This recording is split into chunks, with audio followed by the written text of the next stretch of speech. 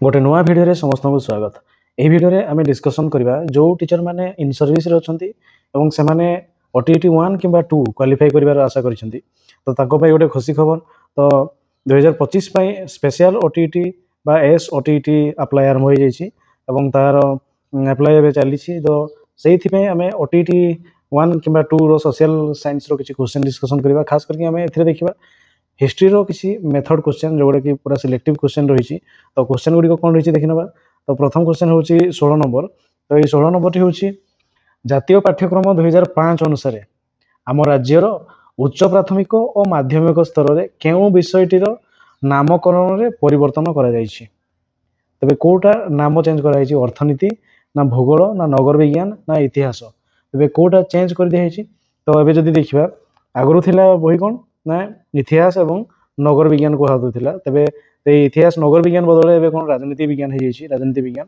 तेणु ये नगर विज्ञान नाटी आउ नाही तार ना चेंज करके राजनीति विज्ञान हो भूगोल एवं अर्थनीति हो इतिहास और राजनीति विज्ञान हो।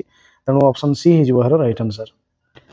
यापर 17 नंबर ब्रिटानिका भाषाकोश अनुजाई क्यों विषयटी सामाजिक विज्ञान परिसरभुक्त नुहे अर्थशास्त्र ना भूगोल ना राजनीति विज्ञान ना पशु मनोविज्ञान। तेबे ब्रिटानिका भाषाकोश अनुजाई क्यों विषयटी सामाजिक विज्ञान परिसरभुक्त नुह सामाजिक विज्ञान आम से पढ़ुना कौटा देखा जब अर्थनीति अर्थशास्त्र भूगोल राजनीति विज्ञान एगुड़ा सब आम सामाजिक विज्ञान रही कि पशु मनोविज्ञान जोड़ा नुह। तेणु ऑप्शन डी हो राइट आंसर।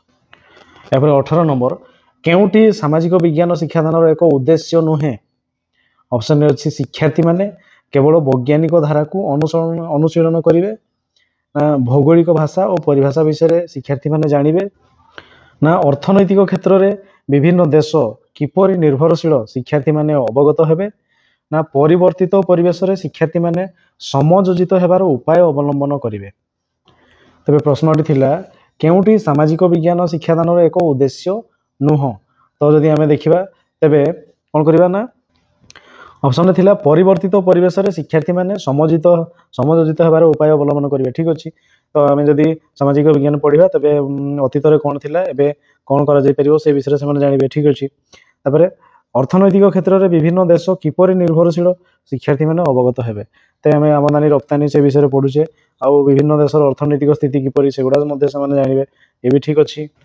तापर ऑप्शन बी थिला भौगोलिक भाषा और परिभाषा विषय शिक्षार्थी माने जानिबे। तो ये आम सामाजिक विज्ञान शिक्षादान द्वारा जानीपर किंतु ऑप्शन ए रे अच्छी शिक्षार्थी माने केवल वैज्ञानिक धारा को अनुसरण करेंगे यह ठीक नुह से वैज्ञानिक धारा सहित सामाजिक शिक्षा पाइबे। तेणु ऑप्शन ए ठीक नहीं। तेणु ये प्रश्न अनुसार ऑप्शन ए हो राइट आंसर। यापर 19 नंबर प्रश्न हूँ सामाजिक विज्ञान पाठर बोध उद्देश्य सहित केउटी संपृक्त नुह परिवेश परिवर्तन कारण दर्शाइबा ना अर्थनीति और देशर प्रगति मध्य संपर्क निर्णय करवा ना विभिन्न ऐतिहासिक स्थान को मानचित्र दर्शाइबा ना विभिन्न अंचल गमनागमन क्षेत्र में पार्थक्य दर्शाइबा। तेबे प्रश्न थिला सामाजिक विज्ञान पाठर बोध उद्देश्य कौन माने ज्ञानात्मक उद्देश्य कौटे कौटे तार मानसिक उद्देश्य डेभलप हो मानसिक छुआर माइंड से चिंता करके आंसर लिखिपर। जदि देखिए परिवेश परिवर्तन कारण दर्शाइबा माने से तुलना करके दर्शाइबो कि निजे चिंता करके गोटे दर्शाइबो। अर्थनीति और देशर प्रगति मध्य संपर्क निर्णय करिवो से अर्थनीति और देशर प्रगति से विषय से तुलना करके संपर्क निर्णय करें। ज्ञानात्मक उद्देश्य ए साधन होउछि ऑप्शन डी थिला विभिन्न अंचल गमनागमन क्षेत्र में पार्थक्य दर्शाइबो से पार्थक्य दर्शाइबो चिंता करके कौन भल कौन खराब सब दर्शाई पारिबो। आउ ये बोधे ठीक अच्छे विभिन्न ऐतिहासिक स्थान को मानचित्र दर्शाइबो मानचित्र दर्शाइबा तार ज्ञानात्मक बोध उद्देश्य साधन नुह एटा एसीय कौशल हेले आदि जगह जानी तेज दर्शाई पार ए चिंता करार कि ना। तेणु ये ऑप्शन सी हो प्रश्न अनुसार राइट आंसर। यापर 20 नंबर केउटी भूगोल शिक्षादान अंतर्निहित उद्देश्य नुह भूगोल शिक्षादान अंतर्निहित उद्देश्य नुहे कही निजुक्ति सुजोग सृष्टि करवा ना आंतर्जातिक मनोभाव सृष्टि करवा ना सौंदर्य बोधर विकास करवा ना व्यावहारिक ज्ञान विकास करवा कौटा नुह कही। तो नुह जदि आम देखा तेज कौन ना आंतर्जातिक मनोभाव सृष्टि हो शिक्षादान द्वारा। ठीक अच्छे। सौंदर्य बोधर विकास हो से परिवेश प्रेमी हो व्यवहारिक ज्ञान विकास कर जहाँ शिखी सेगुड़ा प्रयोग कर से कौशल शिखिपार कि निजुक्ति सुजोग सृष्टि करवा यहाँ भूगोल शिक्षादान सेमती किसी संपर्कित नुह तेणु ये ऑप्शन ए हो राइट आंसर।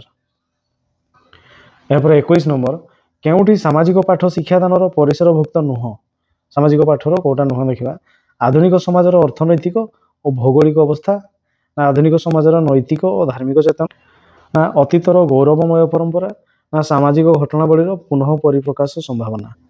जो देखा केउठी सामाजिक पाठ शिक्षादान परिसरभुक्त नुहे कही जदि आम देखा आधुनिक समाजर अर्थनैतिक और भौगोलिक अवस्था आम जाना ठीक अच्छे सामाजिक पाठ द्वारा आधुनिक समाजर नैतिक और धार्मिक धर्म चेतना और नैतिक एगुड़ा सब आम शिखिपार भूगोल पाठ द्वारा सामाजिक पाठ द्वारा ठीक अच्छे। तापर अतीतर गौरवमय परंपरा को आम जाना ठीक अच्छे सामाजिक सामाजिक पाठ द्वारा ठीक अच्छे। सामाजिक घटनावली पुनः परिप्रकाश संभावना सामाजिक घटनावली पुनः परिप्रकाश संभावना ये गड़ुआ घटी जदि आम सामाजिक घटना जो घटना घटी से गुड़ा को आम आउ थे घटेबा जदि पलासी युद्ध होती आउ थे घटबार संभावना सेटा हो पार नहीं तेणु ऑप्शन डी ए प्रश्न अनुसार ठीक हम। यहाँ 22 नंबर उच्च प्राथमिक शिक्षा क्षेत्र में आवेगात्मक उद्देश्य चयन निमंते केउटी प्रযোज्य नुह आवेगात्मक उद्देश्य शिक्षार्थी मानकर संभाव्य शिक्षण परिमाण ना शिक्षार्थी मानकर दक्षता आग्रह रुचि ना आनुष्ठानिक सुविधा और सुजोग ना शिक्षकों कार्य दक्षता। तो देखा उच्च प्राथमिक शिक्षा क्षेत्र में आवेगात्मक उद्देश्य चयन निमंते केउटी आवेग उद्देश्य चयन निमंते कौटा नुह कही जदि आवेग को देखा तेरे आवेग शिक्षार्थी मानकर संभाव्य शिक्षण परिणाम आदि शिक्षार्थी मानकर दक्षता आग्रह रुचि तो आवेग माने यहाँ निहाती जीव शिक्षार्थी मानकर आग्रह रुचि निहाती रहा दरकार दक्षता भी थी दरकार आनुष्ठानिक सुविधा सुजोग आवेगात्मक उद्देश्य चयन पे आनुष्ठानिक सुविधा सुजोग किसी रहा दरकार जदि आम सेमती सुविधा नदेबा तेरे से उद्देश्य साधन हो पार नहीं तापर कही ये ठीक अच्छे। तापर शिक्षार्थी मानकर संभाव्य शिक्षण परिणाम तबे शिक्षण परिणाम जदि भल न हो तेबे आग्रह ठीक रही तेणु जदि ऑप्शन डी को जी शिक्षकों कार्यदक्षता शिक्षकों कार्यदक्षता को आवेगात्मक चयन शिक्षार्थी मान क्षेत्र में शिक्षा क्षेत्र में शिक्षकों कार्यदक्षता एत ये नुह माने शिक्षक शिक्षार्थी मानकर मन को बुझी सामर्थ्य को बुझी समस्या को समाधान करने उचित शिक्षकों कार्यदक्षता जदि अधिक थाए भी किंतु से परिस्थिति अनुसार कार्य करने उचित तेणु ये ऑप्शन डी हम यही क्वेश्चन अनुसार राइट आंसर। यहाँ 23 नंबर निम्नोक्त मध्यरु सामाजिक मूल्यबोध इतिहास शिक्षा सहित संपृक्त नुहे सामाजिक मूल्यबोध इतिहास शिक्षा सहित संपृक्त नुह सृजनशीलता ना श्रृंखलागत विकास ना सामाजिक और सांस्कृतिक ज्ञान ना आंतर्जातिकता तेरे कौ सामाजिक कौटी सामाजिक मूल्यबोध कौ सामाजिक मूल्यबोध इतिहास शिक्षा सहित संपृक्त नुहे बोली कही। तो देखा श्रृंखलागत विकास सामाजिक विज्ञान तो श्रृंखलागत विकास माने सामाजिक विज्ञान पढ़ुचे जदि आम नियम न मानिबा तेबे आमर जो रही मौलिक कर्तव्य एवं अधिकार से विषय सब माने अवगत करवा पिला मानकु सेमाने तांकर दायित्व बुझीपारे श्रृंखलागत विकास हम तांकर सामाजिक और सांस्कृतिक ज्ञान भी रहिबो सेमाने सब धर्म को सब लोक को सम्मान जणाइबे ठीक अच्छे आंतर्जातिकता ज्ञान निहाती भी बढ़िबो और सृजनशीलता सृजनशीलता जड़े कविता लिखा भल गीत गाइब से आमर इतिहास शिक्षा सहित से संपृक्त नुह ऑप्शन ए ही तेज प्रश्न अनुसार राइट आंसर। यहाँ 24 नंबर भूगोलर स्वरूप दृष्टिकोण केउटी ठीक भूगोल एक सामाजिक विज्ञान ना भूगोल एक प्राकृतिक विज्ञान ना भूगोल एक प्राकृतिक और मानवीय विज्ञान ना ये समस्त जदि देखा तेरे भूगोल एक सामाजिक हाँ सामाजिक पाठ रोचे भूगोल भूगोल एक प्राकृतिक विज्ञान रोचे प्राकृतिक भू प्रकृति से गुड़ा सब रही से प्राकृतिक भी रही मानवीय विज्ञान भी रही तेरे कौ अंचल कौ सहर है कौ रास्ता है एगुड़ा सब मानवीय विज्ञान जाऊँगी तेणु ये समस्त ऑप्शन डी हो राइट आंसर। यहाँ 25 नंबर निम्नोक्त मध्यरु केउटी मनस्तात्विक दृष्टिकोण स्थानीय भूगोल शिक्षार उद्देश्य नुह स्थानीय भूगोल सरल रु जटिल ना प्रत्यक्ष अंतर्भूति अनुभूति अर्जन ना ज्ञात रु अज्ञात ना दृष्टिकोण सीमित रखा केउटी मनस्तात्विक दृष्टिकोण स्थानीय भूगोल शिक्षार उद्देश्य नुहे मनस्तात्विक मन को बुझा अनुजाई कौटा नुह कही। ସରଳରୁ ଜଟିଳ ମାନେ ସରଳ ଜ୍ଞାନ ଦେଇକି ଆମେ ଜଟିଳ ଜ୍ଞାନକୁ ଯିବା। ଠିକ୍ ଅଛି। ପ୍ରତ୍ୟକ୍ଷ ଅନୁଭୂତି ଅର୍ଜନ, ଆମେ ଛୁଆମାନଙ୍କୁ ଦେଖେଇବା, ଦେଖିକି ସେମାନେ ଶିଖିବେ। Field visit. ଜ୍ଞାତରୁ ଅଜ୍ଞାତ, ଠିକ୍ ଅଛି, ଆମେ ସେମାନଙ୍କୁ ଜଣେଇବା, ତାପରେ ସେମାନଙ୍କୁ ସେ ବିଷୟରେ ଅନୁସନ୍ଧାନ କରିବା ପାଇଁ ସୂଚନା ଦେଇପାରିବା। ଦୃଷ୍ଟିକୋଣ ସୀମିତ ରଖିଲେ ଆମେ ଜ୍ଞାନ ଅର୍ଜନ କରିପାରିବା ନାହିଁ, ତେଣୁ ଉଦ୍ଦେଶ୍ୟ ନୁହଁ କହିଛି, ତେଣୁ ଅପସନ୍ ଡି ହେଇଯିବ ଏହାର ରାଇଟ୍ ଆନ୍ସର୍। 16 ନମ୍ବରଟି ହେଉଛି ଜାତୀୟ ପାଠ୍ୟକ୍ରମ 2005 ଅନୁସାରେ ଆମ ରାଜ୍ୟର ଉଚ୍ଚ ପ୍ରାଥମିକ ଓ ମାଧ୍ୟମିକ ସ୍ତରରେ କେଉଁ ବିଷୟଟିର ନାମକରଣରେ ପରିବର୍ତ୍ତନ କରାଯାଇଛି? ତେବେ କୋଉଟା ନାମ ଚେଞ୍ଜ କରାଯାଇଛି? ଅର୍ଥନୀତି ନା ଭୂଗୋଳ ନା ନଗର ବିଜ୍ଞାନ ନା ଇତିହାସ? ତେବେ କୋଉଟା ଚେଞ୍ଜ କରିଦିଆଯାଇଛି? ତ ଏବେ ଯଦି ଦେଖିବା, ଆଗରୁ ଥିଲା ବହି କ'ଣ ନା ଇତିହାସ ଏବଂ ନଗର ବିଜ୍ଞାନ କୁହାଯାଉଥିଲା। ତେବେ ଏଇ ଇତିହାସ ନଗର ବିଜ୍ଞାନ ବଦଳରେ ଏବେ କ'ଣ ରାଜନୀତି ବିଜ୍ଞାନ ହେଇଯାଇଛି, ରାଜନୀତି ବିଜ୍ଞାନ। ତେଣୁ ଏ ନଗର ବିଜ୍ଞାନ ନାଁଟି ଆଉ ନାହିଁ, ତାର ନାଁ ଚେଞ୍ଜ କରିକି ରାଜନୀତି ବିଜ୍ଞାନ ହେଇଯାଇଛି। ଭୂଗୋଳ ଏବଂ ଅର୍ଥନୀତି ହେଇଯାଇଛି, ଇତିହାସ ଏବଂ ରାଜନୀତି ବିଜ୍ଞାନ ହେଇଯାଇଛି। ତେଣୁ ଅପସନ୍ ସି ହେଇଯିବ ଏହାର ରାଇଟ୍ ଆନ୍ସର୍। ଏହାପରେ 17 ନମ୍ବର, ବ୍ରିଟାନିକା ଭାଷାକୋଷ ଅନୁଯାୟୀ କେଉଁ ବିଷୟଟି ସାମାଜିକ ବିଜ୍ଞାନର ପରିସରଭୁକ୍ତ ନୁହେଁ? ଅର୍ଥଶାସ୍ତ୍ର ନା ଭୂଗୋଳ ନା ରାଜନୀତି ବିଜ୍ଞାନ ନା ପଶୁ ମନୋବିଜ୍ଞାନ? ତେବେ ବ୍ରିଟାନିକା ଭାଷାକୋଷ ଅନୁଯାୟୀ କେଉଁ ବିଷୟଟି ସାମାଜିକ ବିଜ୍ଞାନର ପରିସରଭୁକ୍ତ ନୁହଁ? ସାମାଜିକ ବିଜ୍ଞାନରେ ଆମେ ସେଇଟା ପଢ଼ୁନାହୁଁ। କୋଉଟା ଦେଖିବା ଯଦି ଅର୍ଥନୀତି, ଅର୍ଥଶାସ୍ତ୍ର, ଭୂଗୋଳ, ରାଜନୀତି ବିଜ୍ଞାନ ଏଗୁଡ଼ା ସବୁ ଆମର ସାମାଜିକ ବିଜ୍ଞାନ ରହୁଛି, କିନ୍ତୁ ପଶୁ ମନୋବିଜ୍ଞାନ ସେଗୁଡ଼ା ନୁହଁ। ତେଣୁ ଅପସନ୍ ଡି ହେଇଯିବ ଏହାର ରାଇଟ୍ ଆନ୍ସର୍। ଏହାପରେ 18 ନମ୍ବର, କେଉଁଟି ସାମାଜିକ ବିଜ୍ଞାନ ଶିକ୍ଷାଦାନର ଏକ ଉଦ୍ଦେଶ୍ୟ ନୁହେଁ? ଅପସନ୍ରେ ଅଛି ଶିକ୍ଷାର୍ଥୀମାନେ କେବଳ ବୈଜ୍ଞାନିକ ଧାରାକୁ ଅନୁଶୀଳନ କରିବେ, ନା ଭୌଗୋଳିକ ଭାଷା ଓ ପରିଭାଷା ବିଷୟରେ ଶିକ୍ଷାର୍ଥୀମାନେ ଜାଣିବେ, ନା ଅର୍ଥନୈତିକ କ୍ଷେତ୍ରରେ ବିଭିନ୍ନ ଦେଶ କିପରି ନିର୍ଭରଶୀଳ ଶିକ୍ଷାର୍ଥୀମାନେ ଅବଗତ ହେବେ, ନା ପରିବର୍ତ୍ତିତ ପରିବେଶରେ ଶିକ୍ଷାର୍ଥୀମାନେ ସମଯୋଜିତ ହେବାର ଉପାୟ ଅବଲମ୍ବନ କରିବେ? ତେବେ ପ୍ରଶ୍ନଟି ଥିଲା କେଉଁଟି ସାମାଜିକ ବିଜ୍ଞାନ ଶିକ୍ଷାଦାନର ଏକ ଉଦ୍ଦେଶ୍ୟ ନୁହଁ? ତ ଯଦି ଆମେ ଦେଖିବା, ତେବେ କ'ଣ କରିବା ନା ଅପସନ୍ରେ ଥିଲା ପରିବର୍ତ୍ତିତ ପରିବେଶରେ ଶିକ୍ଷାର୍ଥୀମାନେ ସମଯୋଜିତ ହେବାର ଉପାୟ ଅବଲମ୍ବନ କରିବେ। ଠିକ୍ ଅଛି। ତ ଆମେ ଯଦି ସାମାଜିକ ବିଜ୍ଞାନ ପଢ଼ିବା, ତେବେ ଅତୀତରେ କ'ଣ ଥିଲା, ଏବେ କ'ଣ କରାଯାଇପାରିବ ସେ ବିଷୟରେ ସେମାନେ ଜାଣିବେ। ଠିକ୍ ଅଛି। ତାପରେ ଅର୍ଥନୈତିକ କ୍ଷେତ୍ରରେ ବିଭିନ୍ନ ଦେଶ କିପରି ନିର୍ଭରଶୀଳ ଶିକ୍ଷାର୍ଥୀମାନେ ଅବଗତ ହେବେ। ତେବେ ଆମେ ଆମଦାନୀ ରପ୍ତାନୀ ସେ ବିଷୟରେ ପଢ଼ୁଛେ, ଆଉ ବିଭିନ୍ନ ଦେଶର ଅର୍ଥନୈତିକ ସ୍ଥିତି କିପରି ସେଗୁଡ଼ା ମଧ୍ୟ ସେମାନେ ଜାଣିବେ। ଏ ବି ଠିକ୍ ଅଛି। ତାପରେ ଅପସନ୍ ବି ଥିଲା ଭୌଗୋଳିକ ଭାଷା ଓ ପରିଭାଷା ବିଷୟରେ ଶିକ୍ଷାର୍ଥୀମାନେ ଜାଣିବେ। ତ ଏ ମଧ୍ୟ ଆମେ ସାମାଜିକ ବିଜ୍ଞାନ ଶିକ୍ଷାଦାନ ଦ୍ୱାରା ଜାଣିପାରିବା। କିନ୍ତୁ ଅପସନ୍ ଏ ରେ ଅଛି ଶିକ୍ଷାର୍ଥୀମାନେ କେବଳ ବୈଜ୍ଞାନିକ ଧାରାକୁ ଅନୁସରଣ କରିବେ। ଏହା ଠିକ୍ ନୁହଁ, ସେମାନେ ବୈଜ୍ଞାନିକ ଧାରା ସହିତ ସାମାଜିକ ଶିକ୍ଷା ମଧ୍ୟ ପାଇବେ। ତେଣୁ ଅପସନ୍ ଏ ଠିକ୍ ନାହିଁ। ତେଣୁ ଏହି ପ୍ରଶ୍ନ ଅନୁସାରେ ଅପସନ୍ ଏ ହେଇଯିବ ଏହାର ରାଇଟ୍ ଆନ୍ସର୍। ଏହାପରେ 19 ନମ୍ବର ପ୍ରଶ୍ନ ହେଉଛି ସାମାଜିକ ବିଜ୍ଞାନ ପାଠର ବୋଧ ଉଦ୍ଦେଶ୍ୟ ସହିତ କେଉଁଟି ସମ୍ପୃକ୍ତ ନୁହଁ? ପରିବେଶ ପରିବର୍ତ୍ତନର କାରଣ ଦର୍ଶାଇବା, ନା ଅର୍ଥନୀତି ଓ ଦେଶର ପ୍ରଗତି ମଧ୍ୟରେ ସମ୍ପର୍କ ନିର୍ଣ୍ଣୟ କରିବା, ନା ବିଭିନ୍ନ ଐତିହାସିକ ସ୍ଥାନକୁ ମାନଚିତ୍ରରେ ଦର୍ଶାଇବା, ନା ବିଭିନ୍ନ ଅଞ୍ଚଳର ଗମନାଗମନ କ୍ଷେତ୍ରରେ ପାର୍ଥକ୍ୟ ଦର୍ଶାଇବା? ତେବେ ପ୍ରଶ୍ନ ଥିଲା ସାମାଜିକ ବିଜ୍ଞାନ ପାଠର ବୋଧ ଉଦ୍ଦେଶ୍ୟ। ବୋଧ ଉଦ୍ଦେଶ୍ୟ କ'ଣ? ମାନେ ଜ୍ଞାନାତ୍ମକ ଉଦ୍ଦେଶ୍ୟଟି କୋଉଠି ତାର ମାନସିକ ଉଦ୍ଦେଶ୍ୟ ଡେଭଲପ୍ ହେବ। ମାନସିକ ମାନେ ଛୁଆର ମାଇଣ୍ଡ ସେ ଚିନ୍ତା କରିକି ଆନ୍ସର ଲେଖିପାରିବ। ଯଦି ଦେଇଛି ପରିବେଶ ପରିବର୍ତ୍ତନର କାରଣ ଦର୍ଶାଇବ ମାନେ ସେ ତୁଳନା କରିକି ଦର୍ଶାଇବ କିମ୍ବା ନିଜେ ଚିନ୍ତା କରିକି ଗୋଟେ ଦର୍ଶାଇବ। ଅର୍ଥନୀତି ଓ ଦେଶର ପ୍ରଗତି ମଧ୍ୟରେ ସମ୍ପର୍କ ନିର୍ଣ୍ଣୟ କରିବ। ସେ ଅର୍ଥନୀତି ଆଉ ଦେଶର ପ୍ରଗତି ସେ ବିଷୟରେ ସେ ତୁଳନା କରିକି ସମ୍ପର୍କ ନିର୍ଣ୍ଣୟ କରିପାରିବ। ତାହେଲେ ଜ୍ଞାନାତ୍ମକ ଉଦ୍ଦେଶ୍ୟ ଏଥିରେ ସାଧନ ହେଉଛି। ଅପସନ୍ ଡି ଥିଲା ବିଭିନ୍ନ ଅଞ୍ଚଳର ଗମନାଗମନ କ୍ଷେତ୍ରରେ ପାର୍ଥକ୍ୟ ଦର୍ଶାଇବ। ସେ ପାର୍ଥକ୍ୟ ଦର୍ଶାଇବ ଚିନ୍ତା କରିକି କ'ଣ ଭଲ କ'ଣ ଖରାପ ସବୁ ଦର୍ଶାଇ ପାରିବ। ଆଉ ଇଏ ମଧ୍ୟ ଠିକ୍ ଅଛି। ବିଭିନ୍ନ ଐତିହାସିକ ସ୍ଥାନକୁ ମାନଚିତ୍ରରେ ଦର୍ଶାଇବ। ମାନଚିତ୍ରରେ ଦର୍ଶାଇବା ପାଇଁ ତାର ଜ୍ଞାନାତ୍ମକ ବୋଧ ଉଦ୍ଦେଶ୍ୟ ସାଧନ ନୁହଁ, ଏଟା ଏସୀୟ କୌଶଳ ହେଲେ ଆଉ ସେ ଯଦି ଜାଗା ଜାଣିଛି ତେବେ ଦର୍ଶାଇ ପାରିବ। ଏଥିରେ ଚିନ୍ତା କରିବାର କିଛି ନାହିଁ। ତେଣୁ ଏ ଅପସନ୍ ସି ହେଇଯିବ ଏ ପ୍ରଶ୍ନ ଅନୁସାରେ ରାଇଟ୍ ଆନ୍ସର୍। ଏହାପରେ 20 ନମ୍ବର କେଉଁଟି ଭୂଗୋଳ ଶିକ୍ଷାଦାନର ଅନ୍ତର୍ନିହିତ ଉଦ୍ଦେଶ୍ୟ ନୁହଁ?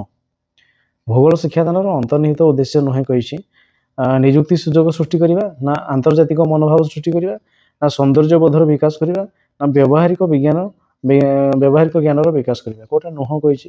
ତ ନୁହଁ ଯଦି ଆମେ ଦେଖିବା ତେବେ କ'ଣ ନା ଆନ୍ତର୍ଜାତିକ ମନୋଭାବ ସୃଷ୍ଟି ହେବ ଶିକ୍ଷାଦାନ ଦ୍ୱାରା। ଠିକ୍ ଅଛି। ସୌନ୍ଦର୍ଯ୍ୟବୋଧର ବିକାଶ ହେବ, ସେ ପରିବେଶ ପ୍ରେମୀ ହେବ। ବ୍ୟବହାରିକ ଜ୍ଞାନର ବିକାଶ କରିବ, ଯାହା ଶିଖିଛି ସେଗୁଡ଼ା ପ୍ରୟୋଗ କରିବାର ସେ କୌଶଳ ଶିଖିପାରିବ। କିନ୍ତୁ ନିଯୁକ୍ତି ସୁଯୋଗ ସୃଷ୍ଟି କରିବା ଏଇଟା ଭୂଗୋଳ ଶିକ୍ଷାଦାନର ସେମିତି କିଛି ସମ୍ପର୍କିତ ନୁହଁ। ତେଣୁ ଏ ଅପସନ୍ ଏ ହେଇଯିବ ଏହାର ରାଇଟ୍ ଆନ୍ସର୍। ଏହାପରେ 21 ନମ୍ବର କେଉଁଠି ସାମାଜିକ ପାଠ ଶିକ୍ଷାଦାନର ପରିସରଭୁକ୍ତ ନୁହଁ? ସାମାଜିକ ପାଠର କୋଉଟା ନୁହଁ ଦେଖିବା। ଆଧୁନିକ ସମାଜର ଅର୍ଥନୈତିକ ଓ ଭୌଗୋଳିକ ଅବସ୍ଥା, ନା ଆଧୁନିକ ସମାଜର ନୈତିକ ଓ ଧାର୍ମିକ ଚେତନା, ନା ଅତୀତର ଗୌରବମୟ ପରମ୍ପରା, ନା ସାମାଜିକ ଘଟଣାବଳୀର ପୁନଃ ପରିପ୍ରକାଶ ସମ୍ଭାବନା। ଯଦି ଦେଖିବା କେଉଁଠି ସାମାଜିକ ପାଠ ଶିକ୍ଷାଦାନର ପରିସରଭୁକ୍ତ ନୁହେଁ କହିଛି, ଯଦି ଆମେ ଦେଖିବା ଆଧୁନିକ ସମାଜର ଅର୍ଥନୈତିକ ଓ ଭୌଗୋଳିକ ଅବସ୍ଥା ଆମେ ଜାଣିବା, ଠିକ ଅଛି, ସାମାଜିକ ପାଠ ଦ୍ୱାରା। ଆଧୁନିକ ସମାଜର ନୈତିକ ଓ ଧାର୍ମିକ ଧର୍ମ ଚେତନା ଓ ନୈତିକ ଏଗୁଡ଼ା ସବୁ ଆମେ ଶିଖିପାରିବା ଭୂଗୋଳ ପାଠ ଦ୍ୱାରା, ସାମାଜିକ ପାଠ ଦ୍ୱାରା, ଠିକ ଅଛି। ତାପରେ ଅତୀତର ଗୌରବମୟ ପରମ୍ପରାକୁ ଆମେ ଜାଣିବା, ଠିକ ଅଛି, ସାମାଜିକ ପାଠ ଦ୍ୱାରା, ଠିକ ଅଛି। ସାମାଜିକ ଘଟଣାବଳୀର ପୁନଃ ପରିପ୍ରକାଶ ସମ୍ଭାବନା, ସେ ସାମାଜିକ ଘଟଣାବଳୀର ପୁନଃ ପରିପ୍ରକାଶ ସମ୍ଭାବନା ଇଏ ଟିକେ ଅଡ଼ୁଆ କରୁଛି। ଯଦି ଆମେ ସାମାଜିକ ଘଟଣା ଯେଉଁ ଘଟଣା ଘଟିଛି ସେଗୁଡ଼ାକୁ ଆମେ ଆଉ ଥରେ ଘଟାଇବା, ଯଦି ପଲାସି ଯୁଦ୍ଧ ହେଇଛି ସେଟାକୁ ଆଉ ଥରେ ଘଟିବାର ସମ୍ଭାବନା ସେଟା ହେଇପାରିବ ନାହିଁ, ତେଣୁ ଅପସନ୍ ଡି ଏ ପ୍ରଶ୍ନ ଅନୁସାରେ ଠିକ ହବ। ଏହାପରେ 22 ନମ୍ବର, ଉଚ୍ଚ ପ୍ରାଥମିକ ଶିକ୍ଷା କ୍ଷେତ୍ରରେ ଆବେଗାତ୍ମକ ଉଦ୍ଦେଶ୍ୟ ଚୟନ ନିମନ୍ତେ କେଉଁଟି ପ୍ରଯୁଜ୍ୟ ନୁହଁ? ଆବେଗାତ୍ମକ ଉଦ୍ଦେଶ୍ୟ ଶିକ୍ଷାର୍ଥୀମାନଙ୍କର ସମ୍ଭାବ୍ୟ ଶିକ୍ଷଣ ପରିମାଣ, ନା ଶିକ୍ଷାର୍ଥୀମାନଙ୍କର ଦକ୍ଷତା ଆଗ୍ରହ ରୁଚି, ନା ଆନୁଷ୍ଠାନିକ ସୁବିଧା ଓ ସୁଯୋଗ, ନା ଶିକ୍ଷକଙ୍କର କାର୍ଯ୍ୟ ଦକ୍ଷତା। ତେବେ ଯଦି ଦେଖିବା ଉଚ୍ଚ ପ୍ରାଥମିକ ଶିକ୍ଷା କ୍ଷେତ୍ରରେ ଆବେଗାତ୍ମକ ଉଦ୍ଦେଶ୍ୟ ଚୟନ ନିମନ୍ତେ କେଉଁଠି ଆବେଗର ଉଦ୍ଦେଶ୍ୟ ଚୟନ ନିମନ୍ତେ କୋଉଟା ନୁହଁ କହିଛି। ଯଦି ଆବେଗକୁ ଦେଖିବା ତେବେ ଆବେଗ ମାନେ ଶିକ୍ଷାର୍ଥୀମାନଙ୍କର ସମ୍ଭାବ୍ୟ ଶିକ୍ଷଣ ପରିଣାମ, ଆଉ କିଛି ଶିକ୍ଷାର୍ଥୀମାନଙ୍କର ଦକ୍ଷତା ଆଗ୍ରହ ରୁଚି। ତ ଆବେଗ ମାନେ ଏଇଟା ନିହାତି ଯିବ, ଶିକ୍ଷାର୍ଥୀମାନଙ୍କର ଆଗ୍ରହ ରୁଚି ନିହାତି ରହିବା ଦରକାର, ଦକ୍ଷତା ବି ଥିବା ଦରକାର। ଆନୁଷ୍ଠାନିକ ସୁବିଧା ସୁଯୋଗ ଆବେଗାତ୍ମକ ଉଦ୍ଦେଶ୍ୟ ଚୟନ ପାଇଁ ଆନୁଷ୍ଠାନିକ ସୁବିଧା ସୁଯୋଗ କିଛି ରହିବା ଦରକାର। ଯଦି ଆମେ ସେମିତି ସୁବିଧା ନ ଦେବା ତେବେ ସେମାନେ ତାଙ୍କର ଉଦ୍ଦେଶ୍ୟ ସାଧନ ହେଇପାରିବ ନାହିଁ। ତାପରେ କହିଛି ଏ ମଧ୍ୟ ଠିକ ଅଛି।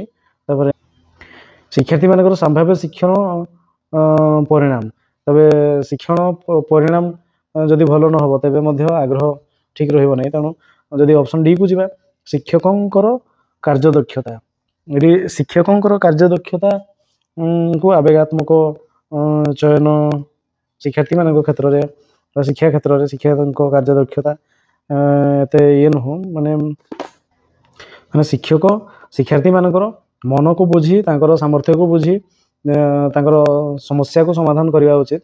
ଶିକ୍ଷକଙ୍କ କାର୍ଯ୍ୟଦକ୍ଷତା ଯଦି ଅଧିକ ଥାଏ ବି କିନ୍ତୁ ସେ ପରିସ୍ଥିତି ଅନୁସାରେ କାର୍ଯ୍ୟ କରିବା ଉଚିତ। ତେଣୁ ଏ ଅପସନ୍ ଡି ହେବ ଏହି କ୍ୱେଶ୍ଚନ ଅନୁସାରେ ରାଇଟ୍ ଆନ୍ସର। ଏହାପରେ 23 ନମ୍ବର, ନିମ୍ନୋକ୍ତ ମଧ୍ୟରୁ ସାମାଜିକ ମୂଲ୍ୟବୋଧ ଇତିହାସ ଶିକ୍ଷା ସହିତ ସମ୍ପୃକ୍ତ ନୁହେଁ। ସାମାଜିକ ମୂଲ୍ୟବୋଧ ଇତିହାସ ଶିକ୍ଷା ସହିତ ସମ୍ପୃକ୍ତ ନୁହଁ। ସୃଜନଶୀଳତା, ନା ଶୃଙ୍ଖଳାଗତ ବିକାଶ, ନା ସାମାଜିକ ଓ ସାଂସ୍କୃତିକ ଜ୍ଞାନ, ନା ଆନ୍ତର୍ଜାତିକତା। ତେବେ କୋଉଠି ସାମାଜିକ ମୂଲ୍ୟବୋଧ, କୋଉ ସାମାଜିକ ମୂଲ୍ୟବୋଧ ଇତିହାସ ଶିକ୍ଷା ସହିତ ସମ୍ପୃକ୍ତ ନୁହେଁ ବୋଲି କହିଛି। ତ ଯଦି ଦେଖିବା ଶୃଙ୍ଖଳାଗତ ବିକାଶ ସାମାଜିକ ବିଜ୍ଞାନ, ତ ଶୃଙ୍ଖଳାଗତ ବିକାଶ ମାନେ ଆମେ ସାମାଜିକ ବିଜ୍ଞାନ ପଢୁଛେ, ଯଦି ଆମେ ନିୟମ ନ ମାନିବା ତେବେ ଆମର ଯେଉଁ ରହିଛି ମୌଳିକ କର୍ତ୍ତବ୍ୟ ଏବଂ ଅଧିକାର ସେ ବିଷୟରେ ମାନେ ଅବଗତ କରିବା ପିଲାମାନଙ୍କୁ, ସେମାନେ ତାଙ୍କର ଦାୟିତ୍ୱ ବୁଝିପାରିବେ, ଶୃଙ୍ଖଳାଗତ ବିକାଶ ହେବ ତାଙ୍କର। ସାମାଜିକ ଓ ସାଂସ୍କୃତିକ ଜ୍ଞାନ ବି ରହିବ, ସେମାନେ ସବୁ ଧର୍ମକୁ ସବୁ ଲୋକଙ୍କୁ ସମ୍ମାନ ଜଣାଇବେ, ଠିକ ଅଛି। ଆନ୍ତର୍ଜାତିକତା ଜ୍ଞାନ ନିହାତି ବି ବଢ଼ିବ। ଆଉ ସୃଜନଶୀଳତା ଜଣେ କବିତା ଲେଖିବା, ଭଲ ଗୀତ ଗାଇବ, ସେଥିପାଇଁ ଆମର ଇତିହାସ ଶିକ୍ଷା ସହିତ ସେ ସମ୍ପୃକ୍ତ ନୁହଁ। ଅପସନ୍ ଏ ହେଇଯିବ ତେବେ এই ପ୍ରଶ୍ନ ଅନୁସାରେ ରାଇଟ୍ ଆନ୍ସର। ଏପରେ 24 ନମ୍ବର, ଭୂଗୋଳର ସ୍ୱରୂପ ଦୃଷ୍ଟିକୋଣରୁ କେଉଁଟି ଠିକ୍?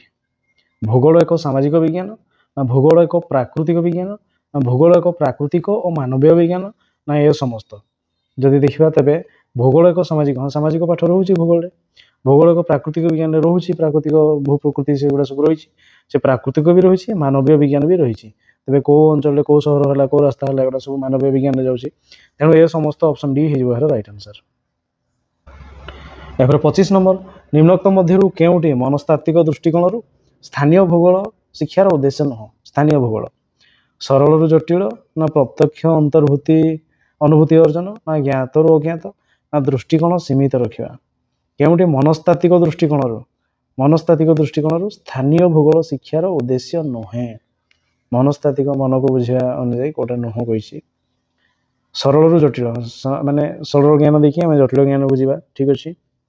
ପ୍ରତ୍ୟକ୍ଷ ଅନୁଭୂତି ଅର୍ଜନ ଆମେ ଛୁଆମାନଙ୍କୁ ଦେଖେଇବା, ଦେଖିକି ସେମାନେ ଶିଖିବେ, ଫିଲ୍ଡ ଭିଜିଟ୍। ଜ୍ଞାତରୁ ଅଜ୍ଞାତ, ଠିକ ଅଛି, ଆମେ ସେମାନଙ୍କୁ ଜଣେଇବା, ତାପରେ ସେମାନଙ୍କୁ ସେ ବିଷୟରେ ଅନୁସନ୍ଧାନ କରିବା ପାଇଁ ସୂଚନା ଦେଇପାରିବା। ଦୃଷ୍ଟିକୋଣ ସୀମିତ ରଖିଲେ ଆମେ ଜ୍ଞାନ ଅର୍ଜନ କରିପାରିବା ନାହିଁ। ତେଣୁ ଉଦ୍ଦେଶ୍ୟ ନୁହଁ କହିଛି, ତେଣୁ ଅପସନ୍ ଡି ହେଇଯିବ ଏହାର ରାଇଟ୍ ଆନ୍ସର। ତାପରେ 27 ନମ୍ବର, ନିମ୍ନୋକ୍ତ ମଧ୍ୟରୁ କେଉଁଟି ଇତିହାସ ପାଠ୍ୟପୁସ୍ତକର ତ୍ରୁଟି? ପ୍ରସଙ୍ଗର ବର୍ଣ୍ଣନା ଆକର୍ଷଣୀୟ, ନା ପ୍ରସଙ୍ଗ ଗୁଡ଼ିକ ଛୋଟ ଛୋଟ ପରିଚ୍ଛେଦରେ ବିଭକ୍ତ, ନା ପ୍ରଶ୍ନ ଗୁଡ଼ିକ ମୁଖ୍ୟ ଧାରଣା ଉପରେ ଆଧାରିତ, ନା ପ୍ରସଙ୍ଗରେ ଐତିହାସିକ ବ୍ୟକ୍ତି ସମ୍ବନ୍ଧରେ ଅଧିକ ବର୍ଣ୍ଣନା। ତେବେ କେଉଁଟା ତ୍ରୁଟି କେଉଁଟା ଭୁଲ ବୋଲି କହିଛି? ଯଦି ଆମେ ଦେଖିବା ପ୍ରସଙ୍ଗର ବର୍ଣ୍ଣନା ଆକର୍ଷଣୀୟ ହେବା ଦରକାର, ଠିକ୍ ଅଛି, ବର୍ଣ୍ଣନା ଆକର୍ଷଣୀୟ ନହେଲେ ଆମକୁ ପଢ଼ିବା ପାଇଁ ଇଣ୍ଟରେଷ୍ଟିଂ ଲାଗିବ ନାହିଁ। ପ୍ରସଙ୍ଗ ଗୁଡ଼ିକ ଛୋଟ ଛୋଟ ପରିଚ୍ଛେଦରେ ବିଭକ୍ତ, ଠିକ୍ ଅଛି, ବିଭିନ୍ନ ଘଟଣା ଗୁଡ଼ିକୁ ଛୋଟ ଛୋଟ ପରିଚ୍ଛେଦ କରିଦେବା। ତାପରେ ପ୍ରଶ୍ନ ଗୁଡ଼ିକର ମୁଖ୍ୟ ଧାରଣା ଉପରେ ଆଧାରିତ, ମେନ୍ ପଏଣ୍ଟ ଉପରେ ଆମର ପ୍ରଶ୍ନ ହେଉଛି, ଠିକ୍ ଅଛି। ତାପରେ କହିଛି ପ୍ରସଙ୍ଗରେ ଐତିହାସିକ ବ୍ୟକ୍ତି ସମ୍ବନ୍ଧରେ ଅଧିକ ବର୍ଣ୍ଣନା। ଯଦି ଆମେ ଐତିହାସିକ ବ୍ୟକ୍ତି ସମ୍ବନ୍ଧରେ ଅଧିକ ବର୍ଣ୍ଣନା କରିଦେବା ତେବେ ଭୁଲ ହେଇଯିବ, ତେଣୁ ଏଇ ଅପସନ୍ ଡି ହେଇଯିବ ଏହାର ରାଇଟ୍ ଆନ୍ସର। ଏହାପରେ ଅନ୍ୟ ଏକ କ୍ୱେଶ୍ଚନ୍ ରହିଛି 28 ନମ୍ବର, ଶିକ୍ଷାର୍ଥୀମାନଙ୍କର ପେଶୀୟ ଦକ୍ଷତା ବିକାଶ ଦୃଷ୍ଟିକୋଣରୁ ନିମ୍ନୋକ୍ତ ମଧ୍ୟରୁ କେଉଁଟି ଭିନ୍ନ?